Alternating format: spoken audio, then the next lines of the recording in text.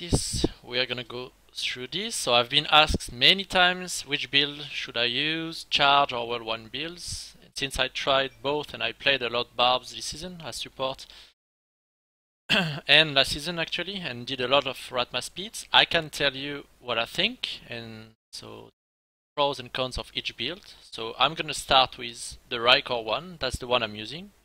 And I made like 10 points, maybe I forgot something, but that's a start I guess.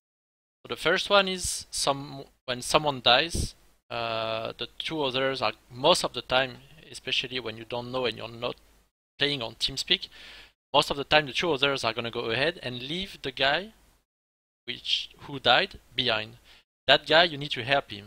And with Raekor, you're able to do that, which means keeping up sprint on the two guys ahead and help the previous guy, giving sprint and charge back to the top group, etc., and buff again. That's the first reason. The second one is, and that's an obvious one and maybe one of the most important one, scout pylons and manage the pylons efficiently, which means, as usual, as I said, you have to manage pylons. Like after getting the first one, you need like, let's say, between 25 and 30% ish to get the next pylon. So you have to be efficient on that. And since let's say you made already like 25%, you know where is the next pylon spot, and you need to go quickly to this one. Because if you don't go and you made already like 25%, on the way, your group could make 5 to 10% more. So between having the first pylon, discover the first pylon at 25 and 35%, that's a huge deal. Which means if you get the first one on 25, you could get the second one on 50% progress, then the third one on 70, instead of having the last one on 80% or even worse, 90% progress. If you do that, the last pylon, you're gonna have an overkill or overuse of a pylon, which means the boss will be dead and you will still have 20 seconds effect on the pylon. If it's a power, channeling, or speed, even more. So that's really important. The third point is looking for elites, and that's something you want to do to manage the progress, of course, to have a better progress. And scout elites, like on strange corners, you can just go on some corners and ping on the map if you are not on TS to just show to your team that you have elites and you can make progress here. The fourth reasons I found is, especially on one type of elite, is the grotesque elites. Everybody knows that when you kill a grotesque, even while you're farming keys, if you want to get the progress globes, you have to wait like 1 or 2 seconds. But most of the time, your group will go ahead and you, as a barb, you have to pick up the globes. And if you want to catch up quickly, that's 1 or 2 charges. It's not worldwide going slowly. You will just use charge and get back to the mobs. The fifth reason is stunning mobs. So I explained a bit later that that's another reason, but stunning the mob, the first reason why you should do that is getting DPS, as simple as that. And you will make the Crispin procs from the Ratma. That means 300% more DPS. Of course, you can go ahead and run the target, which means 100%, and make it safer since the target is going to be shielded. But that's stunning means charging means stunning, aka getting more DPS, and that's obviously a very good reason why you should use the charge build.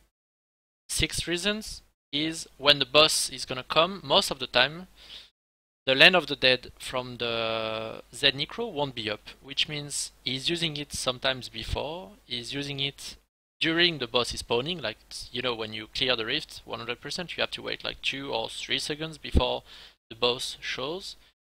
And the guy will use Land of the Dead to make globes, because you want to have globes that the Ratma will max their mages just to one-shot the boss.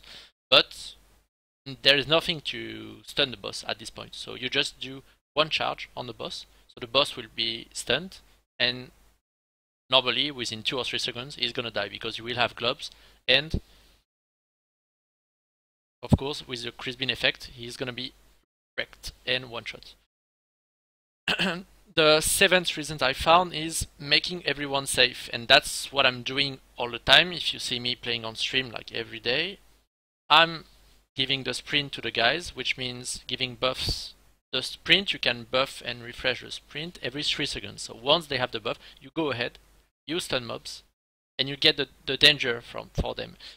You charge, aka you stun them, you apply rend, and then you go back to your DPS and you give them again the sprint, which is obviously a very, very efficient way to play. And you can't do that with Whirlwind.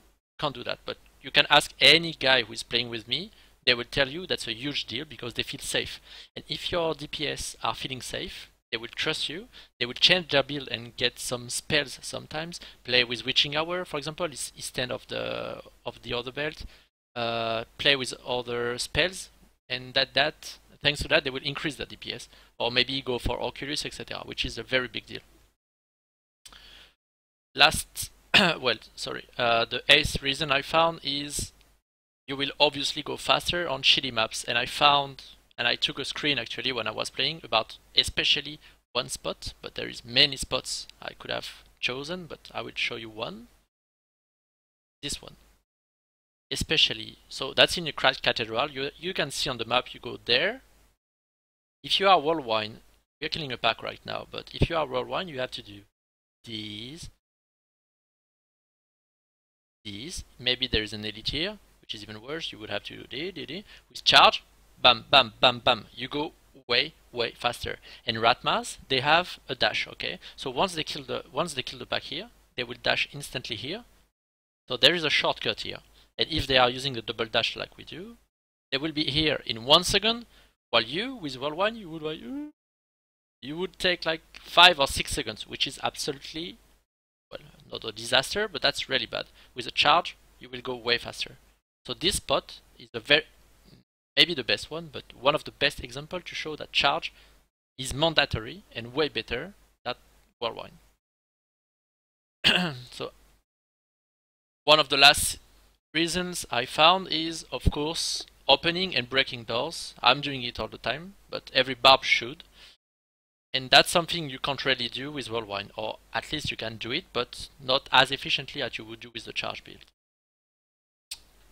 To be fair, because there is some pros if you play Whirlwind, I wrote them down here.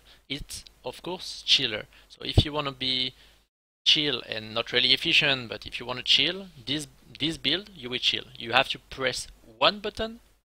You don't have to be that much dynamic. So of course, it's good for lazy people, I would say.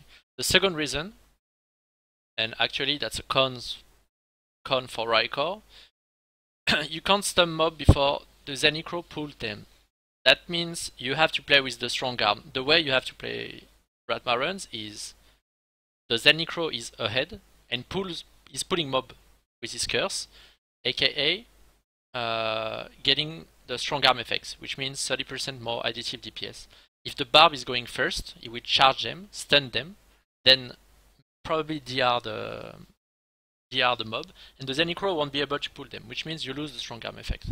So that's a risk with Raekor, and you can't lose that with the Whirlwind. But the way you have to play it, if you are Raekor, you charge, but you don't charge on the elite yet.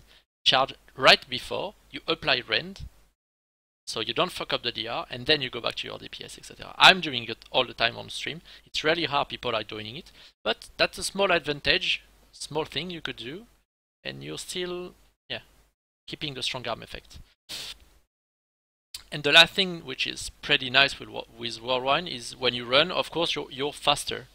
So you can pick up the globes a bit more faster than Raekor. But to be honest, I'm playing Raekor.